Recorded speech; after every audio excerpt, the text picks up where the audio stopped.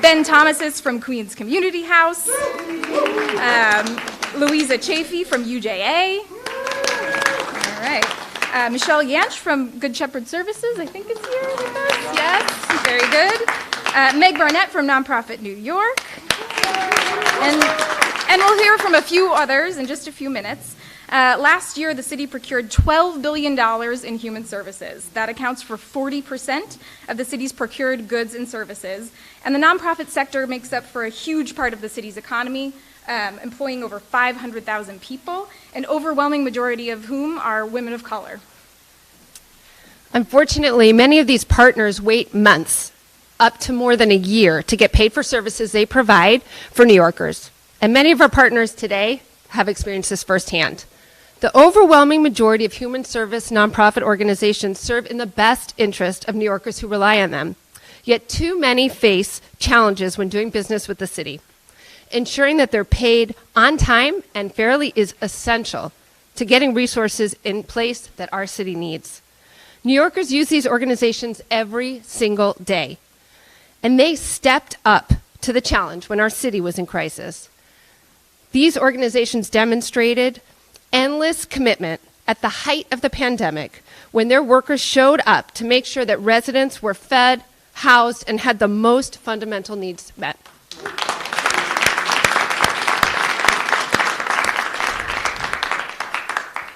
These substantial reforms we're presenting today are grounded in shared accountability, greater transparency, and renewed leadership and management structures, which will ultimately get nonprofits paid on time for the services that build New York City a stronger future.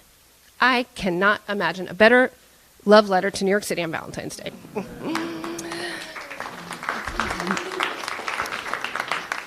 I want to say a huge thanks to Maggie Walk and Bennett Midland team, as well as Jeremy Cherson, whose countless volunteer hours went into this project. We could not have done it without them.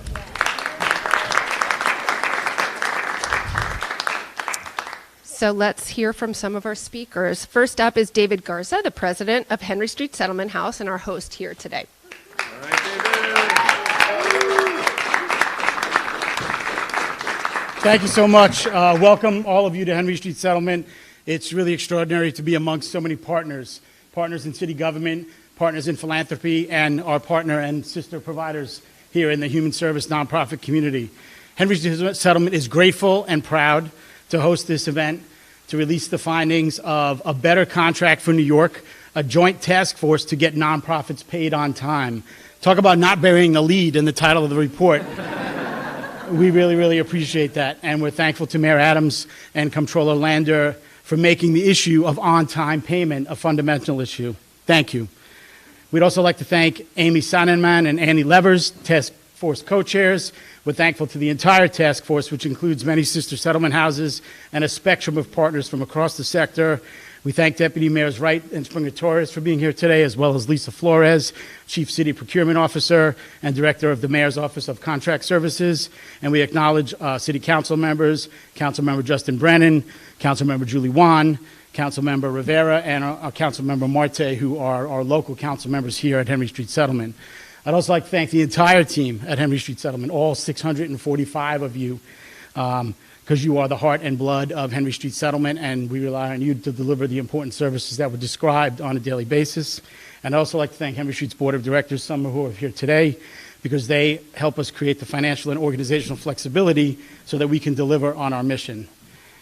Since our founding, we have always partnered with city government to deliver vital, essential services that New Yorkers need to survive. In 1902, we partnered with the city to put the first nurse in New York City public schools. That same year, we partnered with the city to open the first playground in New York City. In 1940, we partnered with the city to bring one of the first social service programs to the Vladeck houses, which were newly built at that time.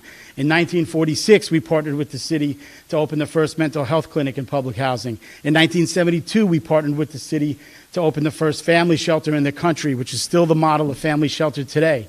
In 2019, we partnered with the city to acquire this firehouse to repurpose it for community use.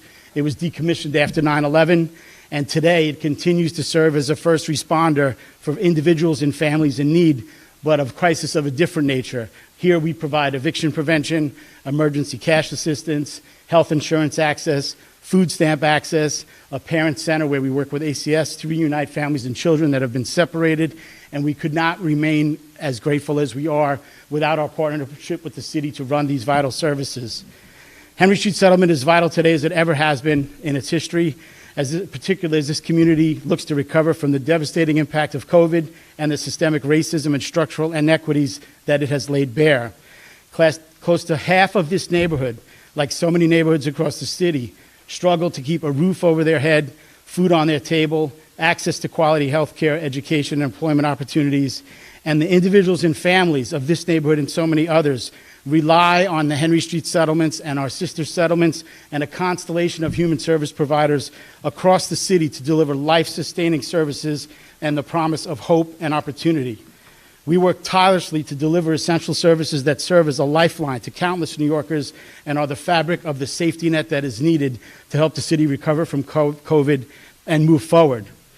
As providers with an extensive range of city contracts, in fact, at Henry Street Settlement, 70% of our work is funded by the city. We understand how critically important the procurement and payment process is to help us function efficiently and effectively in order for us to be able to execute and deliver on our mission. At Henry Street, we believe if you don't resource a function, you don't get it. And nothing is more important than resource than getting paid on time, which is one of the primary issues addressed in this report. We commend Mayor Adams, Comptroller Lander, and the task force for taking on such fundamentally important issues and for the commitment to implement the policy and practice that will improve the human service sector's ability to benefit those we serve. It is a major recognition of the sector and the issues we face. It's also notable and important that they've done the work in partnership with providers and with philanthropy, because that shows a real commitment to change. And it's important to note that this is one of many issues, and we certainly welcome the opportunity to continue to work together to identify and resolve additional issues that support the timely and effective delivery of services that our city and countless residents depend on. Thank you so much for being here today, and thank you for your partnership on all levels. Thank you. All right. Thank you so much, David. Next up, we have New York City Controller Brad Lander.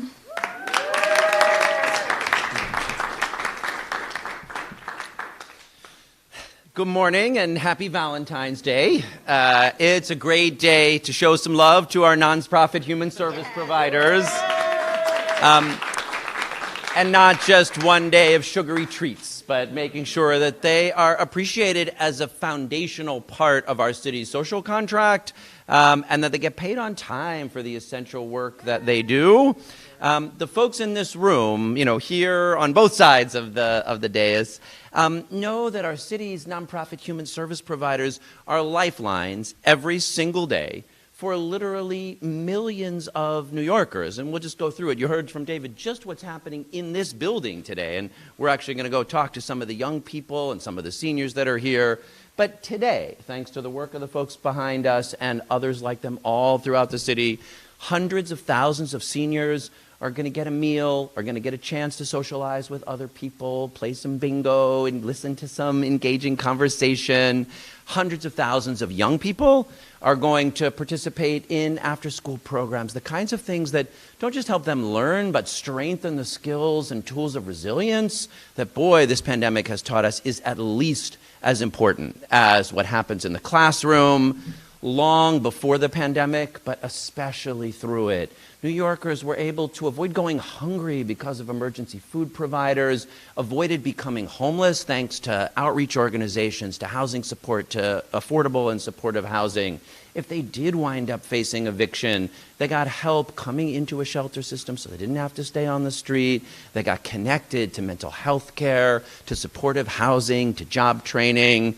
Nonprofit cultural groups inspire creativity and imagination every single day, helping young people discover who they are, celebrate their identities, connect to their imagination, build the skills they'll need to be in jobs, to create new businesses, to invent new technologies, to be the things that help not just themselves and their families and their communities, but the entire city to thrive as we face public safety challenges at this moment.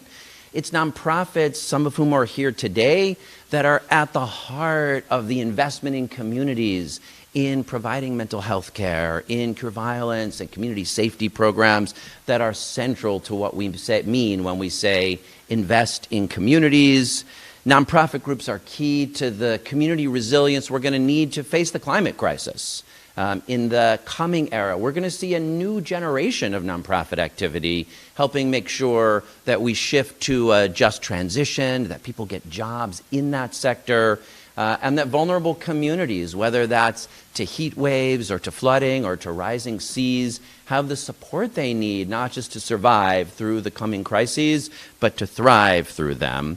And, you know, all of that work happens in a really profound way in our communities. I'm a big believer in the public sector. I love the work our city agencies do. But something really special happens when you have folks who do it by building community leadership, by investing in neighborhoods, by developing young people. Deputy Mayor Wright and I, we met as young workers in nonprofit organizations trying to build up leadership and strengthen our communities. So what happens is not just the numbers, the outcomes of the services we provide. It really is where the strength of our neighborhood grows and is developed and nourished. So it's a pretty powerful set of work. And it's the work of over 500,000 New Yorkers. I know that because I read this issue brief by the Comptroller's Office and Nonprofit New York. Very largely women and people of color. And we've got just, you know, so the set of folks who are on the task force and who are here this morning are representing an extraordinary and diverse sector. We've heard from some of our settlement houses, and others are here. Susan Stamler from United Neighborhood Houses, Alan Van Capel from Educational Alliance, Ben Thomas is from Queens Community House. We've got some amazing arts organizations here, Dance NYC, represented by Alejandra Duque Cifuentes, and Aide Morales from Casita Maria.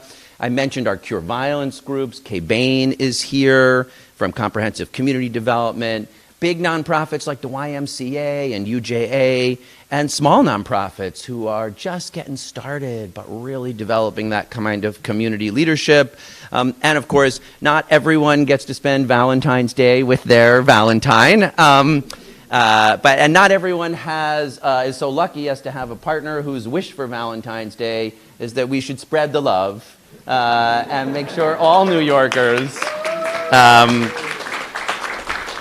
For those of you who don't know, Meg Barnett is the director of Nonprofit New York, and somebody who really believes that the safety and security and blessings that we have got to be shared more equally with the millions of other New Yorkers who don't have the same blessings, and that nonprofit human service providers are at the center of making sure that we do that. But the problems that this group has been raising to the mayor and the deputy mayors and to me and to all our agencies are very real. You know, I think it's easy to sort of get nonprofits paid on time and treat that as something that's just an administrative glitch. But I got to tell you, imagine if our city workers who pick up the garbage and keep us safe and fight fires had to wait a year to get paid for the services that they provide. The city would break down. And yet, even though about 20% of the services the city provides are provided through nonprofits like these, this system is in crisis. Over 80% in recent years of contracts for social services have been registered at the Comptroller's Office, have arrived at the Comptroller's Office for registration after their start date.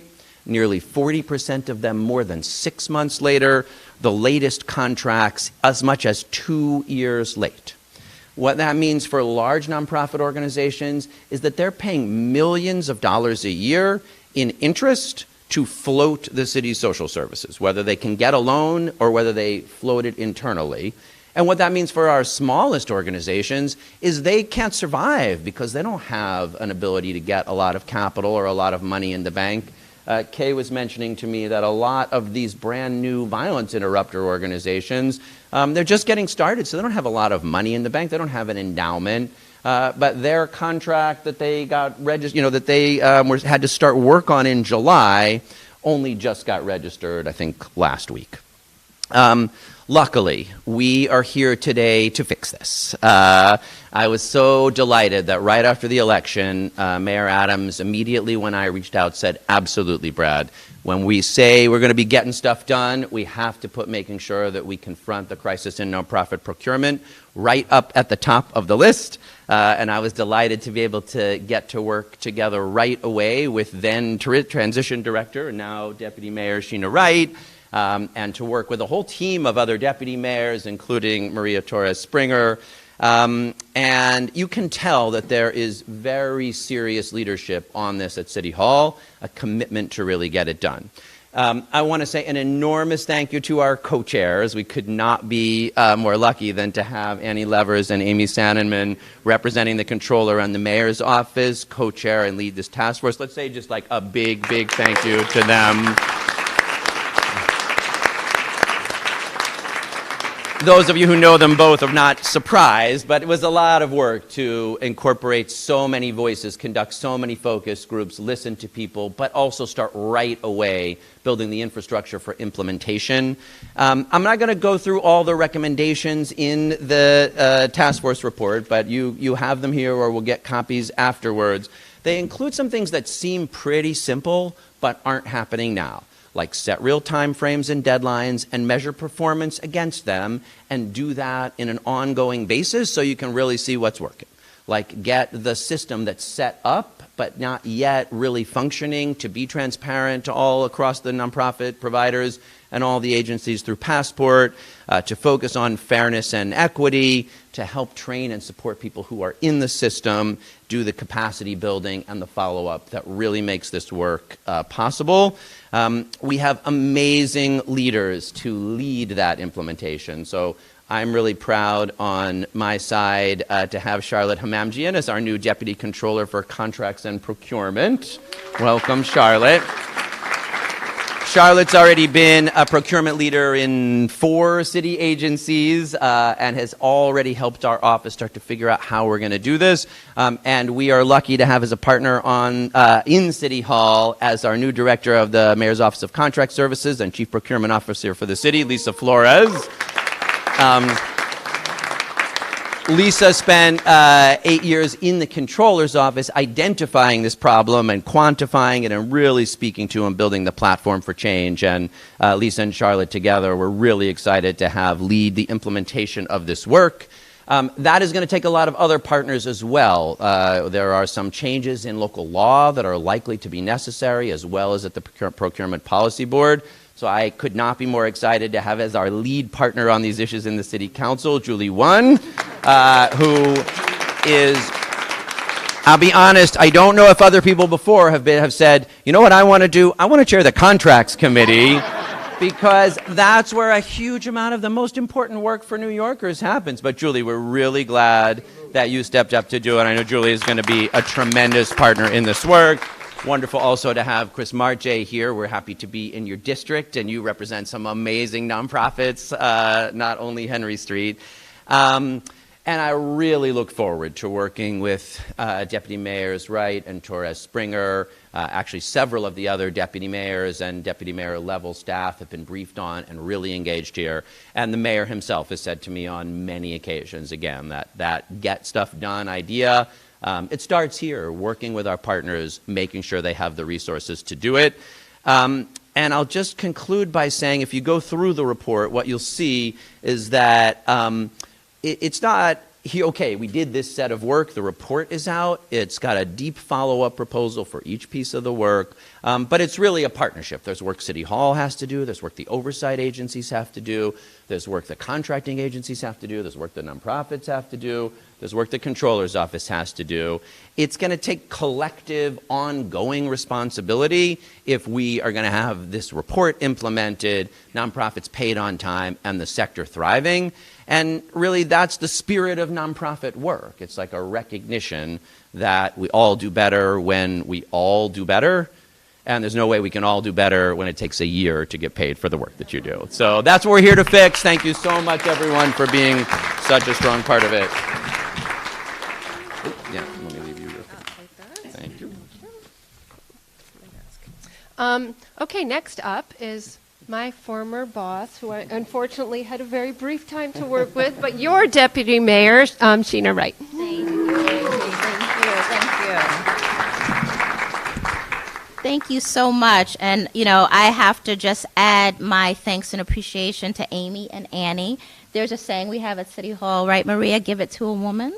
There's a big theme here when you hear about Maggie's work and Charlotte and Lisa. I'm so confident that we will absolutely get this done. And, there's been, I think we've been in office now 30 some odd days, and there's been a lot of crisis and challenge. And we are supremely focused on moving the needle meaningfully and measurably. So this work and, what our comptroller just described, to also just paint a little bit more of a picture on it, it's 40% of the city's procurement goes to nonprofits. So solving this problem really has huge impact.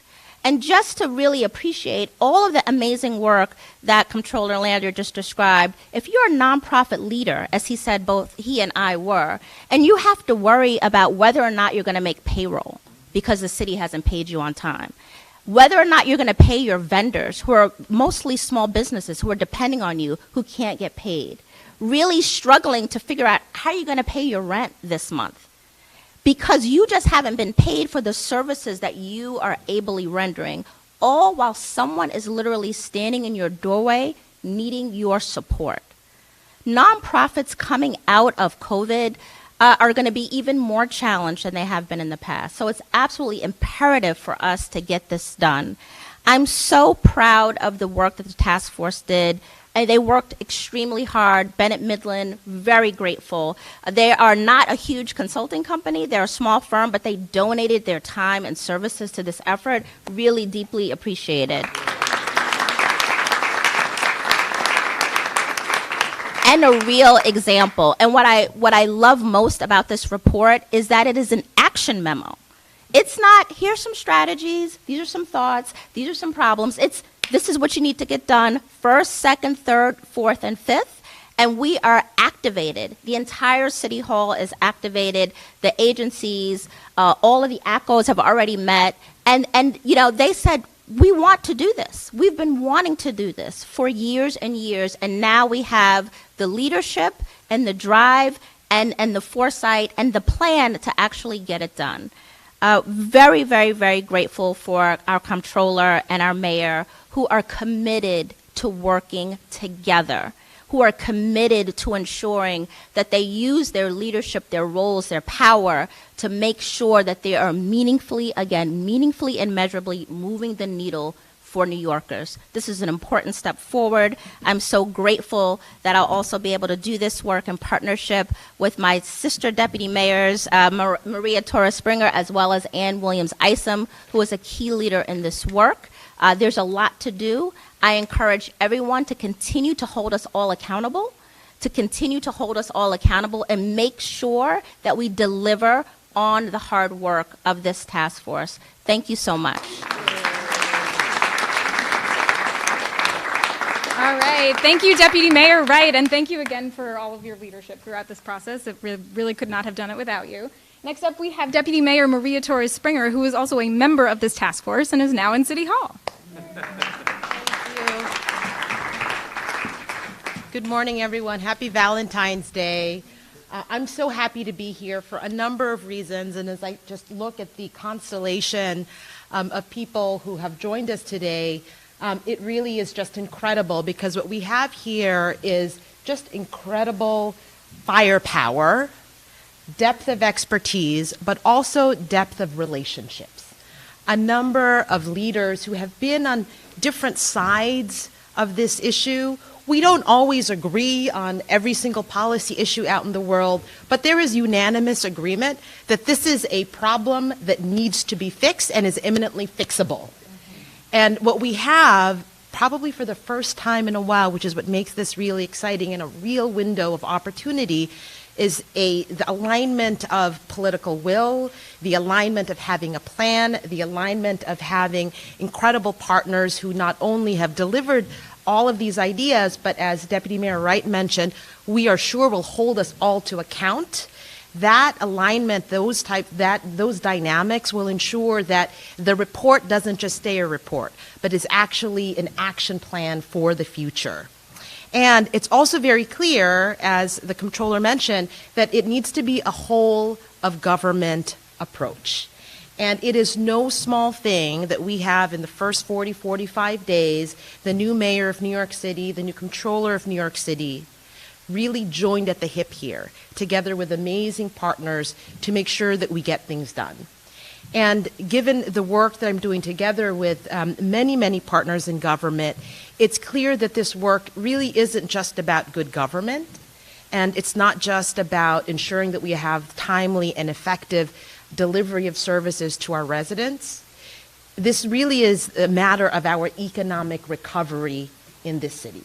There is just so much at stake given the role that the not-for-profit sector plays in our economy. So in 2020 alone, the not-for-profit sector generated nearly $80 billion for our economy.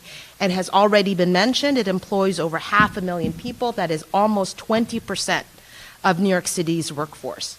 So it's clear that not-for-profits aren't just lifelines in different communities, but they are employers, and employers of communities that really represent the true breadth and beauty and diversity of our city.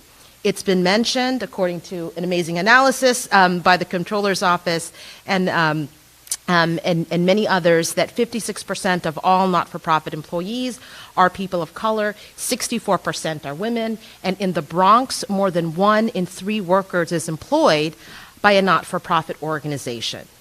And so what this means is that fixing the problems, lifting up the not-for-profit sector, is also about lifting up the communities that were disproportionately affected by the pandemic.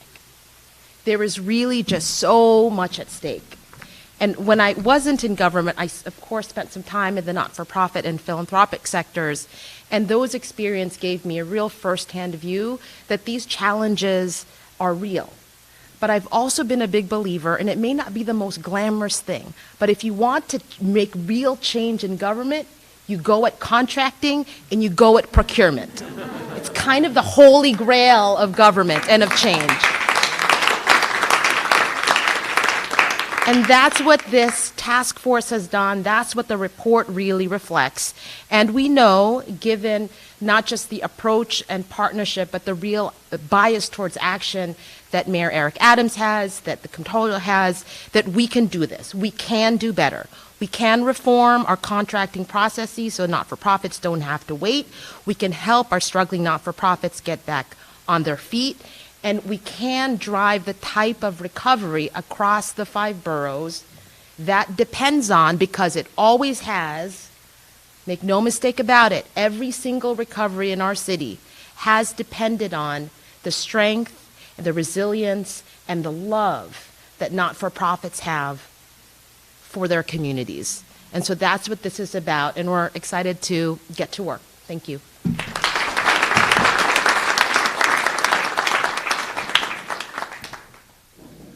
It's been a real pleasure working closely with the new director of the Mayor's Office of Contract Services, Lisa Flores. She rolled her sleeves up right away and just brought so much to this challenge. I'd like to bring her up to say a few words. Thank you, and thank you, Deputy Mayor, for saying something I've known for a long time, that contracts is really the most important thing in city government. I've spent many years saying that, so thank you. I'm honored to be here today at Henry Street Settlement to recognize the significant role of not-for-profits in supporting our city's communities, especially our most vulnerable residents. More than a century ago, settlement houses began to emerge as a source of strength and support for diverse communities in need, and continue to enrich our neighborhoods today. Our city's not-for-profit partners show up every day to deliver critical services to our communities. Throughout the unprecedented hardships of the pandemic, their commitment has been unwavering and invaluable to New Yorkers who needed them most. Today, with the release of a better contract for New York, we're taking the long overdue step of holding up our end of the bargain to our partners. MOX is grateful to the Mayor, the Comptroller, the members of the task force, and the Deputy Mayors for this important report which identifies clear steps on how to improve city's contracting process. And I am confident that the unprecedented partnership between the two administrations will lead to transformative change in New York City contracting, which, as the Deputy Mayor said, is really the foundation of New York and really represents our commitment to and our values to the city residents. We're proud to be leading reforms from ensuring broader adoption of Passport, the city's central platform for end-to-end procurement, cutting the procurement red tape, leveraging technology for greater transparency, identifying efficiencies to realize on-time payments, and doing our part to finally make it easier to do business in the City of New York. But we know that we have a lot more work to do. So in the next coming weeks and months ahead, we'll be rolling out new steps to ensure timely registration of contracts, on-time payments to service providers, creating key performance indicators, and to hold ourselves accountable, and many more things, using this as a roadmap for future reforms across city procurement. We'll work very closely with the Comptroller's Bureau of Contract Administration and my colleague Charlotte, and the new Mayor's Office of Nonprofits, and city agencies to implement these recommendations. This administration and my office remains committed to partnering with the human services sector to uplift all New Yorkers, and MOX will work towards offering a better contract to our human service providers. Thank you so much. Thank you, Lisa. Next up, we have Deputy Controller for Contract and Procurement, Charlotte Hamamjian, who also dove right in, and we're so excited to be joining our team. Good morning, everybody. I'd first like to thank Mayor Adams and Controller Lander for the opportunity to be part of this task force, and especially to Annie and to Amy for all of the tireless work that they put into this well before I even jumped in. I think, as the Controller mentioned, I've been at 4 different agencies. My entire professional career has been working in procurement for New York City, and I love it. Although I agree, it is not the most glamorous. But as a native New Yorker, part of what I love most is being part of the process that bridges the city with partners who help deliver the essential services that support our communities. And through the 4 different agencies I've been at, most recently the Department of Education, I directly saw the tireless and dedicated work of our nonprofit partners. Never was this more evident than in how nonprofits immediately stepped in and continue to support the city throughout the pandemic. I'll just add, as a chief contracting officer at some of these other agencies, I can tell you that agency partners similarly want to get our nonprofit partners paid. Certain task force members, including Deputy Mayor in her former role, it was frustrating as a chief contracting officer to have to tell you your item is not yet registered, but really, we're going to get it, and we know that we owe you all of this money. And so I am so incredibly excited and thrilled to be in a role where I can help to effectuate some of the change that so many of us on the agency side, along with our nonprofit providers, have been longing for. As everybody has said, every day our city's nonprofits provide essential human services to thousands of New Yorkers, from after-school programs, violence interrupters, to housing the homeless. And their contracts should be paid on time through a transparent process. I've been on procurement reform task forces in the past, but not until this moment has there been this level of dedicated commitment and collaboration across agencies and administrations, including oversights, as well as robust feedback from the sector that has led to the development of actionable recommendations that will have a true and meaningful impact on how the city contracts with and manages our relationships with nonprofits. The Bureau of Contract Administration within the Comptroller's Office welcomes these recommendations, and we look forward to working with our agency partners to streamline the registration process for nonprofits, while at the same time ensuring accountability and oversight. These recommendations will go a long way towards a system that not only greatly benefits the nonprofits, but all those who rely on their services day in and day out. Thank you.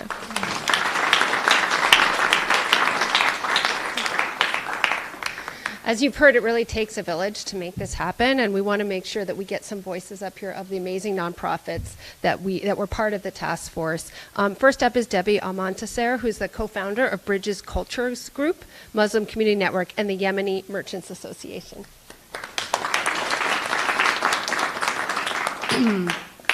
Assalamu alaikum, peace and greetings, my brothers and sisters. I am so honored and humbled to be here today. Today is historic.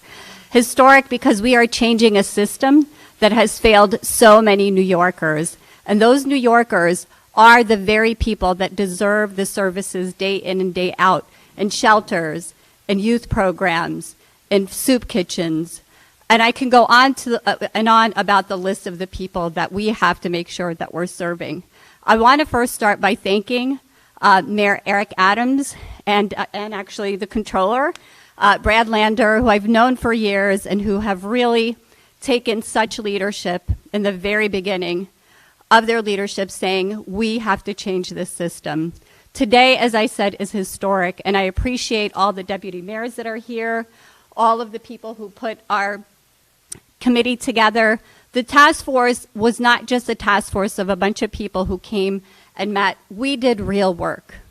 And that real work really was giving open and honest feedback about how this system has not been working, how it has not been providing the very services that need to be given at a proper, adequate time to make sure that all of our nonprofits are getting paid on time.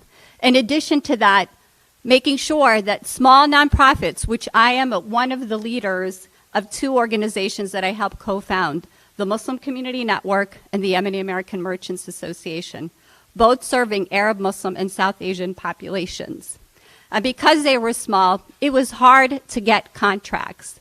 And even till today, we're in the system and we're doing the work, but it is not a system that has made it smooth and has made it easy for small nonprofits to do this work. And so what we have done as a task force is dug deep into how do we make this process easy and simple for small nonprofits to be able to compete. The time has come where we have to make that change. Many communities are seeking leadership and empowerment for their communities within the entire immigrant population across New York City. And it is time that we level the playing field and make sure that every ethnic and racial and religious group is able to create nonprofit organizations and get their fair share of funding to provide those support services that their communities need. We have seen that this pandemic has taught us many lessons. It taught us that our city was not able to reach the most impoverished communities across the city. And the only people that were able to do that is people from them and by them. And so I am so excited. I am so proud to be a part of this task force. I am so excited to work with Mayor Eric Adams and the Comptroller. I am excited to work with the deputy mayors and all of the agencies to put this into action. And we are going to be here. I speak for all of my nonprofit organizations that have been on this task force, that we will continue. You brought us to the table. We will continue and we will work with you and we will bring the change that we all have been seeking for. Thank you. And happy Valentine's. Thank you, Debbie. All right, next up we have another nonprofit leader, Mi-Young Lee, who's president and CEO of Volunteers of America, Greater New York. Good morning. It's like a love letter to nerds and policy wonks today.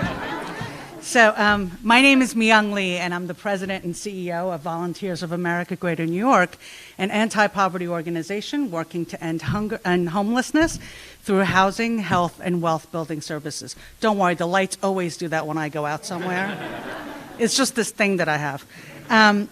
So I want to thank Mayor Adams and Comptroller Lander for inviting all of us to participate in this process and for paying attention to this important issue so early on in their administration. Every night, up to 4,000 New Yorkers call our Volunteers of America shelters and affordable and supportive housing their home. And up to over 900 employees of Volunteers of America are giving everything that they can every night and every day to make sure that our clients have what they need to succeed. And nonprofit organizations like ours are always asked to address many of the city's intractable challenges. And in times of crisis like the COVID pandemic, we're asked to do even more, work even faster, and to be flexible within a very inflexible system. And we always, always come through. For far too long, though, the city has not held up its end of the bargain, as you've heard. They've subjected the nonprofit community to unnecessary red tape, overwhelming administrative burdens, and all the while shifting tens of millions of dollars, and actually it's hundreds of millions of dollars, in financial risk to our sector every year. For example, in May, the city asked Volunteers of America to open up a COVID shelter. We did, but we could not bill for the services that we had already rendered until 7 months later. So that's $3 million that we had to float the city on that one contract alone. Organizations like ours and the work that we do we should be able to pay our staff and our vendors without having to take out a commercial loan to be able to do this work. Without us, for Volunteers of America Greater New York, fixing all the issues that were recommended today in this report will give us the financial relief to allow us to do more for our neighbors in need and to free up our staff to really focus on our mission to end homelessness. We're thrilled to have partners at City Hall, all of the leadership from Mayor Adams and the deputy mayors, the Comptroller's office, and also in City Council that will turn all of this talk today into action. And we really are looking forward to implementing these recommendations together. Thank you again for all of this and for addressing this really important issue. And I look forward to holding you accountable, because you know I will, and to make sure that this is a new day for all. Thank you.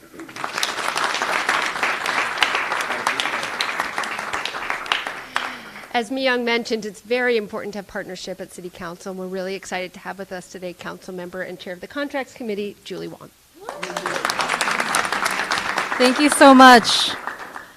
Good morning or good afternoon. My name is Julie Wong, and I'm the Contracts Chair of the Contracts Committee. I just want to thank Comptroller Brad Lander, as well as the Mayor's Office, Annie and Amy, and all of our partners standing here today in the nonprofit space. When I first volunteered myself and I said I would like to chair contracts, everyone looked at me like I had 10 eyes. And I sat down with my team and I said, we gotta make contracts sexy. Happy Valentine's Day. We're here to do that. So all jokes aside, in order for us to truly humanize the human services that the nonprofits are providing, this is no better time than now. We saw within the last year and a half during the pandemic how important it is that we have our human service providers being paid so that they can provide the resources that the city simply could not. And we see the diversity standing behind me from all different cultures, languages, and tongues, and all of the different parts of the city that make up the diversity and the beauty and the richness of our city. And without these folks who truly know their community deep down for centuries, who have been here, who have served the people, who look and talk like you, who understand what kind of cultural competence as well as food that you need as a community, this work cannot move forward. And we saw firsthand how much impact there could be. And as someone who comes from a background of being a federal contractor for civilian agencies, as well as being on the board of local nonprofits like CCD with Executive Director Kay Bain, I have seen firsthand what happens when you have nonprofits that do work like Cure Violence, where we've made that a household name in our district to say there are alternatives to policing, where we could have community-led models that have long-term impact, where we will see a year without shootings in Queensbridge, the most dangerous NYCHA houses that we have in the country. But I've also seen the other hand of that work, where there were nights and days where the executive director would forego a salary so that his employees could get paid, where you knew that next day you may not be able to pay rent because we're still behind in payment for these nonprofits that were doing real work, that were changing lives in the very neighborhood we live in.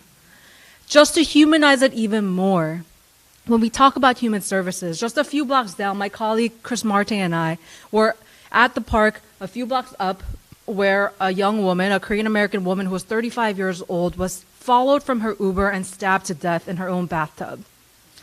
When we talk about homelessness and mental health, these are the very providers that provide that.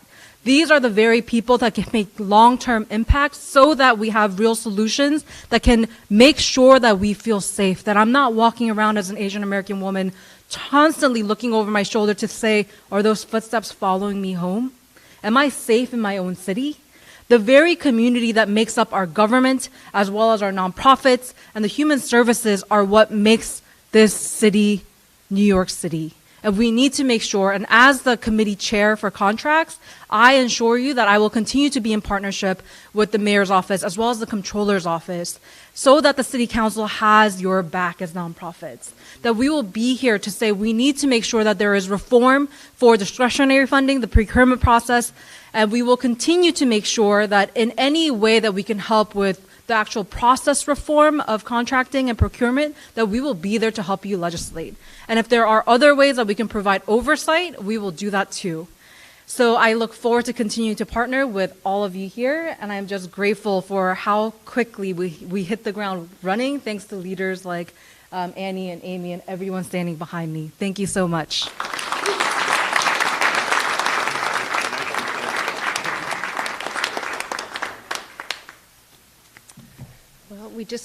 I want to just give one final thank you to the task force members. You guys did so much work. You were so available. Everyone read every single document and gave incredible feedback, but that's how it was going to happen. And we're just so grateful to you. Thank you to Henry Street for hosting us today. And thank you all. This is not the end. This is the beginning. We all look forward to working so closely together to make this happen.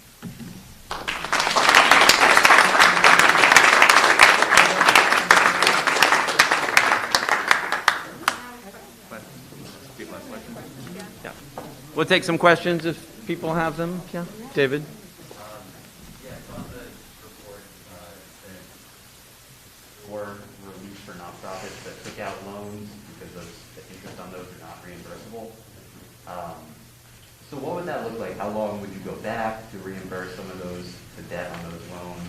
And how would you do that without creating like another set of onerous requirements?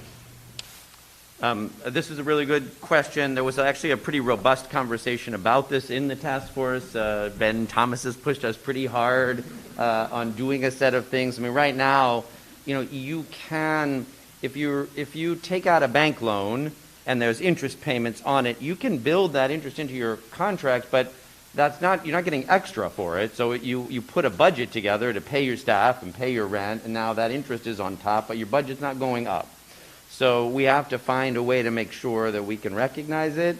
Obviously, there are limits to the dollars the city has. So I think your point is good. For starters, I know one thing we're trying to make sure we do quickly is a lot of these groups fought hard to win the indirect cost rate increases, but then they got it, and then it was taken back, and then they got some of it again back retroactively over 3 years. But let's just do a little poll.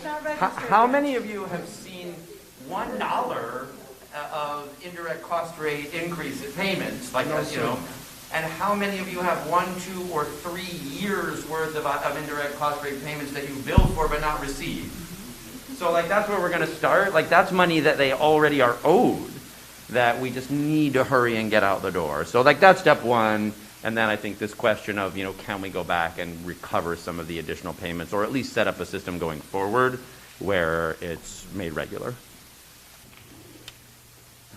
What was the main takeaway from these focus groups in terms of, was there any one point the nonprofits did over and over again?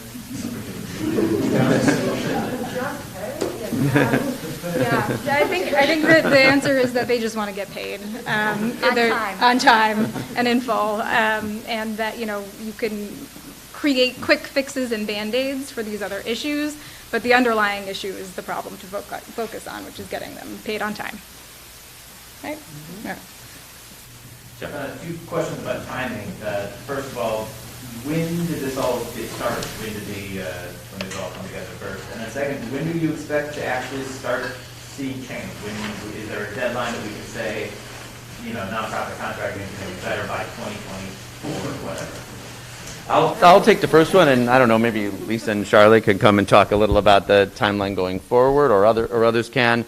I mean, when this got started was through the advocacy of these organizations pushing through the campaign. So, as I was out there talking to people, there was a forum, I think, organized by Nonprofit New York, maybe in partnership with the Human Services Council and UNH and some of the other groups. But you do a lot of your campaigning, talking to people in the kinds of organizations like this. I thought it was pretty interesting. I mean, this was much more recent, but at one of the mayor's gun violence town halls in the Bronx a couple of weeks ago when he asked the groups, what do you need? What the group said was, well, we could help to get paid for the work that you're asking us to do. But I've been hearing that now going back a lot of us come from the sector, but there really was a concerted advocacy effort. A lot of people had led the effort to win the indirect cost rate increase to cover costs, and it's hard to call that one, since you saw that none of them have gotten the money, but once they won the policy fight there, they really turned to this question of getting paid on time and raised it through the campaign. So I and others have made a series of commitments that we would get started right away on it. We started thinking about it not long after the primary, and then I started talking to the mayor about it in the fall so that we knew we would be ready to hit the ground running. And Amy and Sheena and the transition team, I guess, Sheena, we probably had our first conversation about this sometime in the fall. And I would also say, I don't know if there's ever in history been a joint transition committee, right? So like two leaders coming together. So it was right after the election, like the day after in November, that the task force really sprung to life. It already had, as Brett said, a lot of underpinning and foundation, and worked tirelessly over many weeks and just issued this phenomenal detailed report. And we're already at work. And so, as I said, hold us accountable. I mean, over the next 6 to 9 months, we should really make a lot of headway. I think we're all committed to it. People are firmly in their seats and ready to get it done. So we're going to see some real fruit within the next 12 months.